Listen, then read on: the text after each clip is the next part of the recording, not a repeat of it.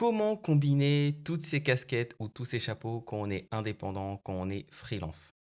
C'est vrai que c'est pas évident parce qu'il y a à la fois des actions en marketing à faire, des actions de vente, de prospection. Il y a à la fois chouchouter ses clients et puis aussi prendre soin de soi et éventuellement de ses collaborateurs. Et ça peut être un vrai challenge d'agir au quotidien.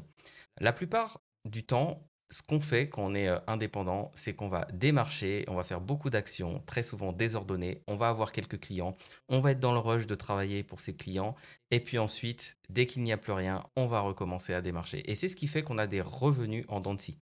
Lors du 25 septembre au salon SME, au Freelance Talks, je vais te montrer exactement comment est-ce que tu peux arrêter avec ces revenus en dents de scie et avoir un mode de fonctionnement qui peut t'aider à atteindre une certaine pérennité et une certaine visibilité dans tes revenus. Bien entendu, ce que ça demande, c'est d'avoir des actions qui sont régulières, mais pas n'importe quel type d'action.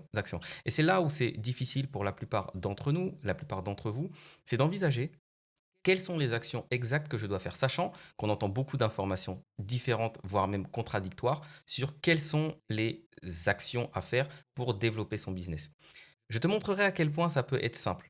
Mais surtout, ce qu'il faut comprendre et ce qu'il faut retenir, c'est que pour être l'indépendant que tu as envie d'être, faire le métier qui te passionne ou le métier que tu as choisi, il faut que tu puisses aussi devenir l'entrepreneur qui permet à cet indépendant de faire son métier.